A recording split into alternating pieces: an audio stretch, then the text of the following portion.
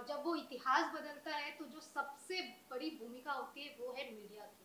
और मीडिया उसको किस तरीके से लोगों के सामने प्रेजेंट करती है वो अहम पार्ट होता है मीडिया का, और लोग कैसे उसे कन्वे कर रहे हैं। और उसी मीडिया को दर्शाने आ रहे हैं हमारे सामने राशि खन्ना जी, विक्रांत मैसी जी और रिद्धि डोंगरा जी।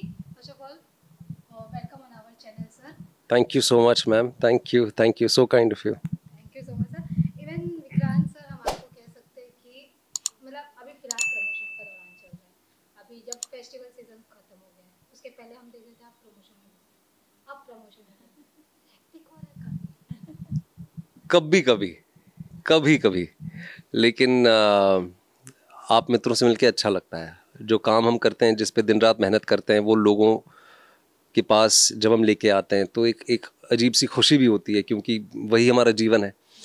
हम कहानियाँ बोलते हैं, हम फिल्में बनाते हैं, तो कभी कभी हेक्टिक हो जाता है, पर मोर और लेस बहुत खुशी होती है, क्योंकि यही हमेशा करना चाहा है। अभिनय करना चाहा है, चाहे वो टीवी हो या सिनेमा हो या अलग अलग मीडियम्स हो। तो जब वो मौका मिला है तो कोई शिकायत नहीं करनी चाहिए, मेरा मानना है। शिकायत से मैं बोलना चाहूँगी अब लोगों को आपसे कोई शिकायत नहीं है। इवन हम कह सकते हैं कि आपको ऑडियंस ने काफ़ी पॉजिटिव रूप में एक्सेप्ट किया। अब लोगों का कहना है कि विक्रांत मैसी है तो काफ़ी इंस्पायरिंग स्टोरी होगा, हम मूवी देखने जाएंगे। तो ये जो आपको लोगों का प्यार मिल रहा है ना, जैसे कि अभी ट्वेल्थ फेल में आपको काफ़ी प्यार मिला, फिर सेक्टर 36 में आपको काफ़ी प्यार मिला, लोगों ने आपके को आपके कैरेक्टर को काफ़ी पसंद किया। थैंक तो यू। फिर आ रहे 10 जी। इसमें लोगों को क्या कुछ आपसे लेकर नया सबसे पहले तो बहुत बहुत धन्यवाद इतनी प्रशंसा के लिए। मैं थोड़ा सा मतलब आदी नहीं हूँ इन चीज़ों का। नहीं, मैं आदी नहीं हूँ इन चीज़ों का। मतलब मैं नहीं, ये तो करते हैं, ये तो दोस्त हैं, ये तो करते हैं, पर मैं थोड़ा सा मतलब झिझक जाता हूँ, शर्म सी आ जाती है। पर coming back to the question, इस फिल्म में आप मुझे एक पत्रकार के रूप में देख रही हैं। 2002 का वक्त है, साबरमती कांड जब हुआ था, उस विषय में ये कहानी है। तो एक ईमानदार पत्रकार के रूप में आप मुझे देखेंगी, एक ऐसे इंसान के रूप में देखेंगी जो कहीं ना कहीं जो जीवन के सारे उतार चढ़ाव देख के दोबारा अपने पैरों पे खड़ा हुआ है। जो ट्वेल्थ फेल में हमने कहा है कि जीरो से रीस्टार्ट, तो वही रीस्टार्ट यहाँ भी आपको देखने मिलेगा। और कहीं ना कहीं एक सिस्टम के खिलाफ खड़ा है, निडर होके, निष्पक्ष है, निडर है।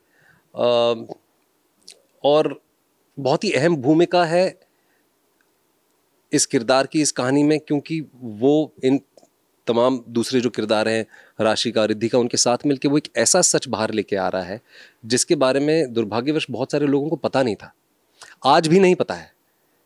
लेकिन ये कहानी कहना ज़रूरी है। लेकिन अगर हम सिर्फ फिल्म के बीच की बात करें और अगर किरदार की बात करें, तो काफ़ी निष्पक्ष इंसान है, निडर है, एक पत्रकार है, और बहुत ही अहम भूमिका है उसकी उस वक्त का सच लोगों के सामने लाने में। राशि जी, हम आपसे पूछना चाहेंगे जी। जैसे कि मैंने पहले भी कहा है कि साउथ हो या फिर बॉलीवुड, उनकी जो किताबों में जो सुनहरे अक्षरों में लिखा जाएगा हर एक पन्ना वो है राशि खन्ना। अरे so sweet, so sweet, thank you so much. It's the sweetest thing किसी ने भी मेरे लिए बोली हो। और मतलब आपकी साइड से आ रहा, मतलब it means even more, because जब एक लड़की की तारीफ करती है ना तो वो ज़्यादा मीन करता है। तो थैंक यू सो मच। सबसे ज्यादा इम्पोर्टेंट, हाँ जी, वो सबसे ज़्यादा इम्पोर्टेंट। जी जी, थैंक यू सो मच। हाँ जी, thank you so much, it means a lot. Even हम आप काफी कैरेक्टर में देखे, जैसे कि मैं पहले जी भी आपको बोलती हूँ, मैं आपको बचपन से ही देखते आ रही हूँ, जी तो साउथ की मूवी से फिर बॉलीवुड में जी ये काफी अलग कैरेक्टर दिखाई जी दे रहा है क्योंकि इसमें रियलिटी दिखा रहा है। जी। तो जब आपके पास स्क्रिप्ट आया मूवी आया तब कितना टाइम लगा था आपको सोचने के लिए मुझे ये हाँ बोलना है या ना बोलना? देखिए, पहला रिएक्शन तो मेरा ना ही था, क्योंकि ये बहुत ही मुश्किल फिल्म है एक तो, और आप उसके साथ सही जाना चाहते हैं, आप गलत राह नहीं लेना चाहते हैं। तो जब मुझे इन्होंने स्क्रिप्ट दिखाई, पूरी रिसर्च दिखाई, तो मैं कन्विंस हो गई कि मुझे ये किरदार प्ले करना है। और जैसे आपने बिगनिंग में मुझे कहा ना कि आप बहुत रिलेट कर रही हैं इस किरदार से, तो मैं बहुत खुश हुई, बिकॉज मैं चाहती हूँ कि मैं जो भी किरदार करूँ, स्पेशली आप एज अ जर्नलिस्ट उससे रिलेट करें, क्योंकि मैं एक जर्नलिस्ट का किरदार निभा रही हूँ। एक ऑनेस्ट जर्नलिस्ट जो नई नई आती है, जो बड़े बड़े सपने लेके आती है कि I want to be really big journalist, मैं एक इंग्लिश चैनल में काम करना चाहती हूँ, मैं एक रिपोर्टर बनना चाहती हूँ। उसके सामने क्या क्या सच्चाई आती है, क्या क्या वो पावर पॉलिटिक्स के साथ डील करती है, और उसे समझ आती है कि जो दिखता है वो होता नहीं है, और वो जिसको आइडल मानती है उसके सपने टूटते हैं, वो कैसे अपने आप को उठाती है और सच की इस भीड़ में लग जाती है कि मुझे बस सच ढूंढना है और लोगों तक लेके जाना है। तो वो एक ऑनेस्ट जर्नलिस्ट का रोल प्ले कर रही हूँ, जो मैंने पहले कभी प्ले नहीं किया है, और हिंदी फिल्म्स में मुझे ये अपॉर्चुनिटीज़ ज़्यादा मिल रही हैं रिलेटेबल कैरेक्टर्स प्ले करने की। तो आई थिंक मैं I am really growing as an actor. तो मैं यही करना चाहूँगी आगे भी, और रिलेटेबल कैरेक्टर्स प्ले करना चाहूँगी, और बहुत ही खुश हूँ साबरमती रिपोर्ट जैसे आई है, जैसे हम सबके किरदार हैं बहुत अच्छे से लिखे गए हैं। तो I am just happy and I am lucky.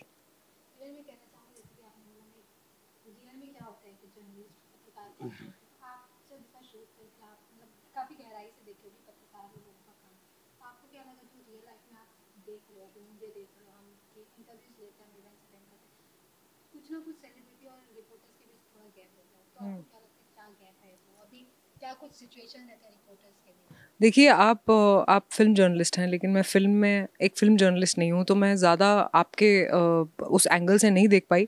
लेकिन इन्वेस्टिगेटिव जर्नलिज्म में मैं जाती हूँ, जो मुझे लगता है बहुत ही मुश्किल होता है। आप अपनी जान को जोखिम में डालते हैं सच्चाई बाहर निकालने के लिए, तो वो बहुत ही मुश्किल एक पाथ है जो ले रहे हैं आप एज ए जर्नलिस्ट। तो hats off to all the investigative journalist जो सच की खोज में निकलते हैं। तो मैं ये गैप के बारे में तो कुछ ज़्यादा कह नहीं पाऊँगी, क्योंकि मुझे इसका आइडिया नहीं है, लेकिन I really respect journalist today even more. जी।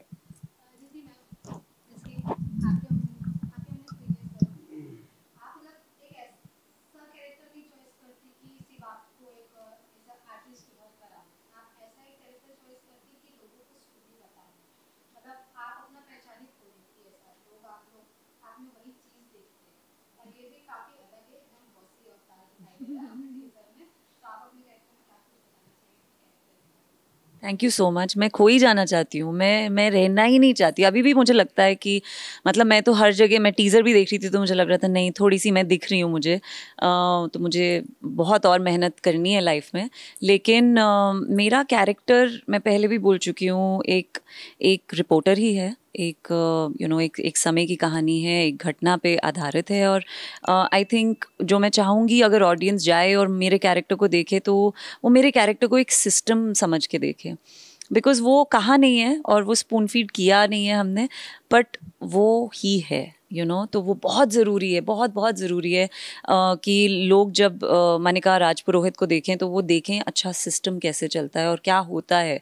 ये क्योंकि हम कई बार क्या करते हैं कि बहुत सारी चीज़ों को डाउन प्ले कर देते हैं, ये बोल के अरे ये इंसान ऐसा है, और फिर आगे बढ़ते हैं। बट ऐसा नहीं है, चीज़ों को गहराइयों से देख के उनको समझना बहुत ज़रूरी है। और हमारी फिल्म बहुत इम्पॉर्टेंट मैटर पे बात कर रही है, और इनकी जो जर्नी है और जो मेरे कैरेक्टर की जर्नी है वो एक दूसरे से लिंक्ड है। और कॉन्सिक्वेंसेस जो राशि का किरदार है अमृता, बहुत ब्यूटीफुली उनकी नज़र से भी आप देखते हैं मेरे कैरेक्टर को, इनकी नज़र से भी मेरे कैरेक्टर को देखते हैं। और जो एंग्स्ट है इस फिल्म में किरदारों में, वो आपको दिखाई देगा कि फ्रस्ट्रेशन कैसे होता है जब आप हेल्पलेस होते हैं और you can't really do what you want to do. तो बहुत बहुत अच्छा कैरेक्टर है और बहुत अच्छी कहानी है। और मैं, जैसा कि आपने कहा, मैं यही चाहती हूँ, आगे भी यही अटेम्प्ट रहेगा कि जो भी कहानियाँ कहूँ उसमें मैं ना रहूँ, कहानी रहे।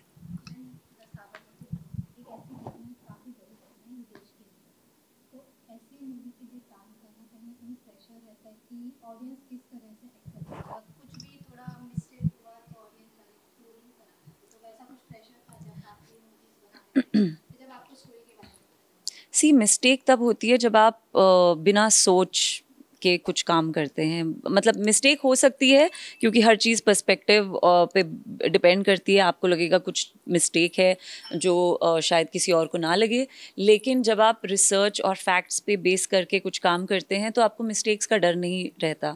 आप बस ये कोशिश करते हैं कि पूरी ईमानदारी से किरदार को निभाएं। और जो कहानी है, इवन इन दिस स्टोरी, मुझे याद है बहुत समय, इवन अगर मेरा कैरेक्टर नीचे गिर रहा है, मैं उसको नीचे गिराना चाहूँगी क्योंकि वो कहानी के लिए इम्पॉर्टेंट है।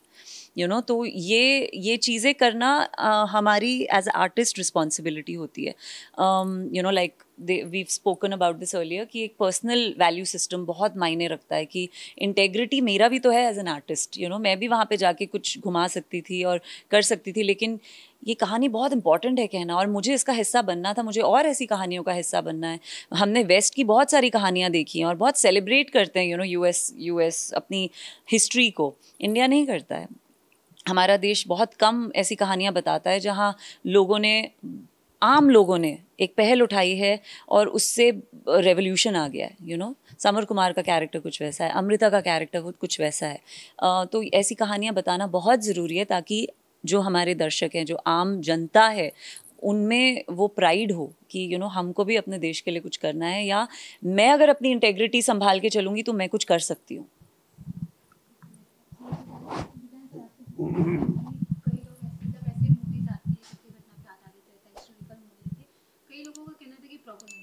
उसी में शामिल हो जा रहे हैं, सेलिब्रिटी को भी काफ़ी ट्रोल किया जाता है, जैसे आप कमेंट सेक्शन पढ़ते ही होंगे, तो वो कैसा प्रेशर रहता है, उससे आप कैसे मैनेज करते हैं? देखिए, मेरे लिए तो ये आए दिन होता रहता है, तो मुझे ज़्यादा अभी फ़र्क पड़ता है नहीं। लेकिन ये बहुत ही वाजिब सवाल है, पर सच्चाई ये भी है और इतिहास इस बात का गवाह है कि शायद जो मेरी सच्चाई है और जो मेरी सच्चाई है वो आपके लिए प्रोपेगेंडा हो, पर मैं अपनी सच्चाई पे खड़ा रहना चाहता हूँ। जो मेरे वैल्यू सिस्टम के हिसाब से सच है, मैं वो दर्शकों तक लेके आना चाहता हूँ। अब जैसे उदाहरण के तौर पे अगर मैं आपसे कहूँ, अगर हम जो जूस के साथ दूसरे विश्व युद्ध में हुआ, जो हॉलोकॉस्ट हुआ, ऐसे कितने सारे अभिनेता अभिनेत्री हैं जो नाज़ीज़ का रोल प्ले करते हैं। हिंदी सिनेमा में ही कितने सारे विलन 50 को गोली मारते हैं। वो उनका इंडिविजुअल वैल्यू सिस्टम नहीं दिखाता है। हमारे यहाँ पे कहीं ना कहीं लोग उसे उस नज़रिए से नहीं देखते हैं, और ख़ास तौर पे सोशल मीडिया पे तो बिल्कुल नहीं देखते हैं। तो बहुत ही थिन लाइन होती है। बट अगर हम साबरमती की हम बात करें, तो जो सबसे उच्च न्यायालय है, ऑनरेबल सुप्रीम कोर्ट जो है, ये फिल्म जो है वो सारी रिसर्च मटेरियल जो आपको भी ऑनलाइन अवेलेबल है, वो सुप्रीम कोर्ट के आदेशों पे आधारित है। अलग अलग कमेटियां बनी, बहुत सारे अंतर्राष्ट्रीय ऐसी ऑर्गेनाइजेशंस थी जिनकी अलग प्रतिक्रिया थी, उन सबको भी हमने दिखाने की कोशिश की है। पर जो सोल ऑफ द फिल्म है वो supreme court of India, the honourable supreme court of India का जो फाइनल वर्डिक्ट आया था, उसके आधार पे उसी आधार पे रिसर्च की गई है। कमिंग टू विक्रांत, जैसे मैंने कहा कि देखिए, ये इतना सेंसिटिव सब्जेक्ट है कि कहीं ना कहीं ट्रोलिंग होगी। जैसे मैंने कहा कि जो मेरी सच्चाई है वो आपका प्रोपेगेंडा हो सकती है। अब हर किसी को तो आप खुश करने की कोशिश नहीं कर सकते, क्योंकि मेरी नज़र में जो इंसान हर किसी को खुश करने की कोशिश करता है वो बिन पैंदे का लोटा होता है। मैं अपने व्यू पॉइंट पे खरा उतरना चाहता हूँ। तो अगर आपको कोई निराशा है तो माफ़ी चाहूँगा, पर उससे ज़्यादा मैं और कुछ कहना भी नहीं चाहूँगा।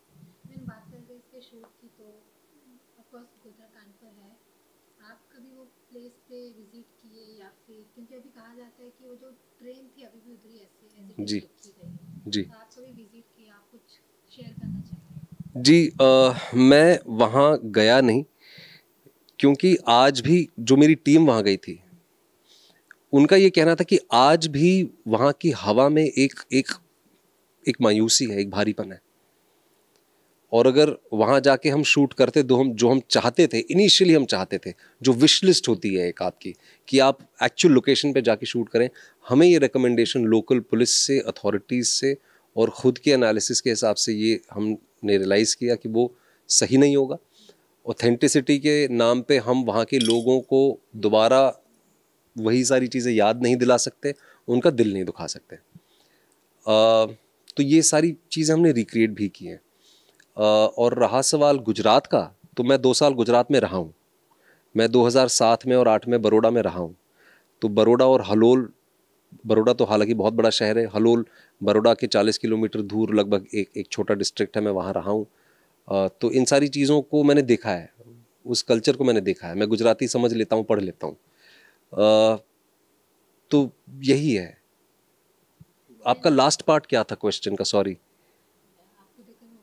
हाँ हाँ, नहीं, ऑन लोकेशन हम नहीं कर पाए, पर हमने रिक्रिएट किए वो चीज़ें और पूरी कोशिश की है कि वो ऑथेंटिक हों, वो एक्यूरेट हो और वो टाइम स्पेसिफिक हो, बिकॉज ये एक्चुअली लगभग 2 दशक पुरानी कहानी है। तो जो हमारे जितने भी टेक्नीशियंस हैं, बहुत ही उम्दा टेक्नीशियंस हमने इकट्ठे किए और एज ए बहुत ही बढ़िया लोगों ने कोलैबोरेट करके ये फिल्म बनाई है। राशि जी, कोई बात नहीं, कोई बात नहीं, ये इसके साथ भी हुआ, कोई बात नहीं। इवन लड़कियों के लिए ये सब काफ़ी वो हो जाता है, जब मतलब वैसे पैशनेट नहीं करे, लेकिन काफ़ी वो होता है क्योंकि आप ऑन ग्राउंड रिपोर्टिंग है आपका उसमें मूवी में, तो फिर से वही सब देखना जो शूट हुआ है, जो उसमें दिखाया है, वो काफ़ी इमोशनल हो जाता है देखकर। तो वो आपका कैसा था जब आप शूट कर रहे थे? देखिए, जब हम शूट कर रहे थे तो बहुत सारे ऐसे सीन्स थे जहाँ पे मैं इमोशनल हुई। आई थिंक लड़के भी इमोशनल होते हैं, और जब हम वो शायद दिखाते कम है लेकिन वो इमोशनल होते हैं। और आई थिंक विक्रांत के लिए भी मैं यही कहना चाहूँगी कि कुछ हमारे ऐसे डायलॉग्स थे बोलते हुए कि उन्हें भी, उनकी आंखें भी भर आई और मेरी आंखें भी भर आई, हम दोनों ही रोए, तो एक बचपना होता है, हम सबके अंदर एक बच्चा होता है जो हम इमोशनल होते हैं, we are all emotional beings. तो बहुत सारे ऐसे सीन हैं फिल्म में, क्योंकि ये सेंसिटिव सब्जेक्ट है, क्योंकि हमने बहुत सारी ऐसी चीज़ें दिखाई हैं जो शायद किसी का कोई भी देखेगा, एक दिल दुखता है, और तो शूट करते हुए और दुखता है जब आप शूट करते हैं। और अब जब सब लोग देखेंगे, आई जस्ट होप कि उनके भी दिल को छुए, जैसे हमारे दिल को छुआ जब हम वो शूट कर रहे थे, या फिर अब हम वो फिल्म देखते हैं तो we go through all of those memories again. तो आसान तो नहीं था, बट एक्टर का काम ही है कि you put yourself there, you play another character, you do it convincingly, और हम यही होप करते हैं कि लोग अपने आप को हमें देखें, स्पेशली जर्नलिस्ट्स। जी, जैसे कि आप तीनों इसमें पत्रकार का रोल प्ले किए, और अपने लाइफ में जब आप आर्टिस्ट बनने का सोचोगे तब आपका सपना एक होगा कि सबसे पहले हम न्यूज़ में आए। तो आपको क्या याद होगा कि आपका जो फर्स्ट न्यूज़ था, या फिर न्यूज़पेपर में होगा या फिर सैटेलाइट चैनल में, वो कौन सा फर्स्ट न्यूज़ था और आपका क्या रिएक्शन? देखिए, मैं ये बताऊंगी कि मेरी एक मेमोरी है कि मेरा पहला एक पोस्टर लगा था गुड़गांव में, मुझे याद है। एक ऐड करी थी मैंने, एक सोप की ऐड, और मैं पूरे दिल्ली से गाड़ी में गई थी देखने के लिए कि अरे पोस्टर लगा है, क्योंकि मेरी फैमिली बहुत एक्साइटेड थी। तो वो मेरी एक मेमोरी है कि आई थिंक जब आप मतलब मुझे फेम से इतना अटैचमेंट नहीं थी, लेकिन आई थिंक मेरी फैमिली बहुत एक्साइटेड थी, तो हम लोग वो देखने गए थे, and that's one memory that's etched in my heart. अभी 1 घंटे पहले मैंने उनके साथ इंटरव्यू किया।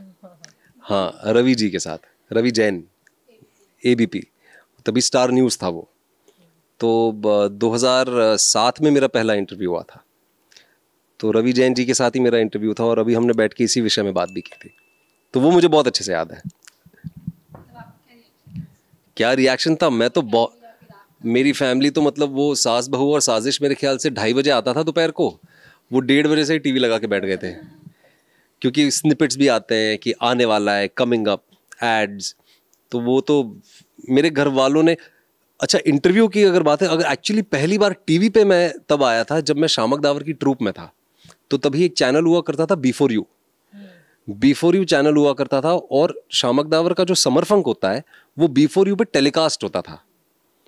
तो तभी मेरे घर पे केबल कनेक्शन नहीं था, तो हमारे पड़ोसी के घर मिस्टर विजय कुमार, उनके घर पे जाके हमने वो मेरी परफॉर्मेंस देखी थी, क्योंकि मैं लीड डांसर था और मैं बड़ा पतला सुकड़ा सा लंबा सा था और एकदम आगे खड़ा हुआ था। तो विजय कुमार साहब के पूरे परिवार ने और मेरे परिवार ने इकट्ठे मिलके मेरे को पहली बार टीवी पे देखा था, पर इंटरव्यू मेरा रवि जैन जी के साथ था। मैं भी शामक डाबर में थी, ट्रूप में। हाँ, अरे But I'm sure you guys are my juniors.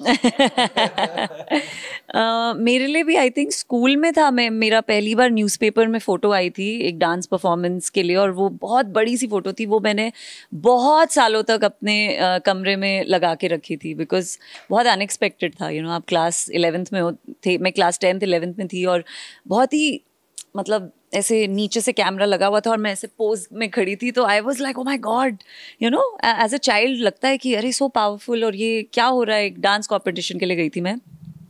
उसके बाद मैं दूरदर्शन में आई हूँ। जब मैं अपने स्कूल से दिल्ली में शूट होता था, तो हमने स्कूल में मैंने आई थिंक मैं एक ग्रुप में थी जहाँ अगेन डांस हो रहा था, और मैंने ढूंढा था अपने आप को दूरदर्शन में, मैं कहाँ दिखाई दे रही हूँ। और राशि ने जो कहा पोस्टर, मेरा ना लाइफ में कभी भी पोस्टर नहीं लगा, तो अब जाके वो पोस्टर लग रहे हैं। सच्ची बताऊं, मैंने हर टीवी शो किया और मैंने सोचा सबके पोस्टर लगते हैं, मुझे भी अपना पोस्टर देखना है। Web show web. So you know by the time वो भूत उतर गया, उसके बाद पोस्टर लगने लग गए. बट मैं but I remember your web show, उसमें असुर नहीं, what was that sensitive married woman show? but that is now na 20.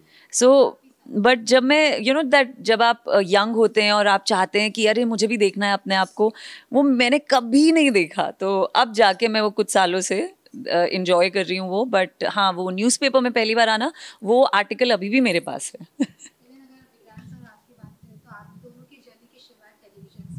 Ji.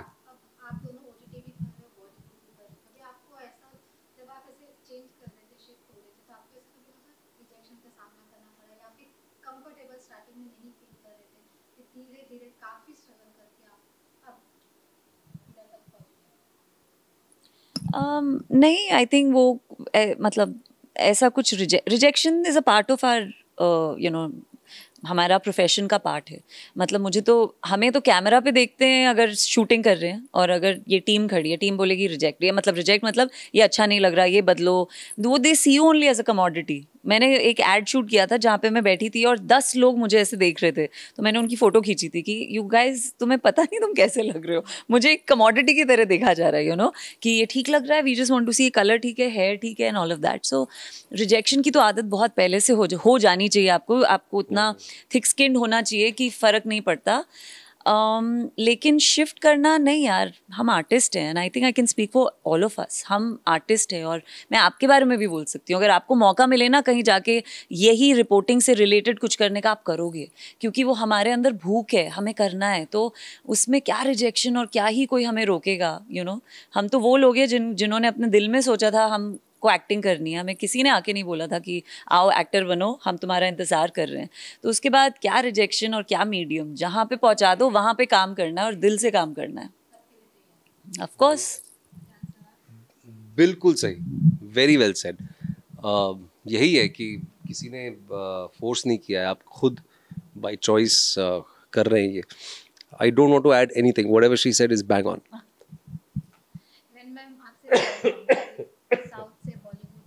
Audience अब भी एक हो गई, लेकिन तब कुछ साल पहले काफ़ी डिवाइडेड थे लोग. तो आपको ऐसा लगा था बॉलीवुड में मैं जा रही हूँ तो साउथ वाली ऑडियंस भी क्या देखेगी मुझे, जो आपको साउथ में पसंद कर रहे हैं? साउथ वाली ऑडियंस मुझे देखेगी नॉर्थ में? अभी सब एक हो गई है काफ़ी, मतलब अभी सब एक ही हो गई पोस्ट कोविड खास तौर पे.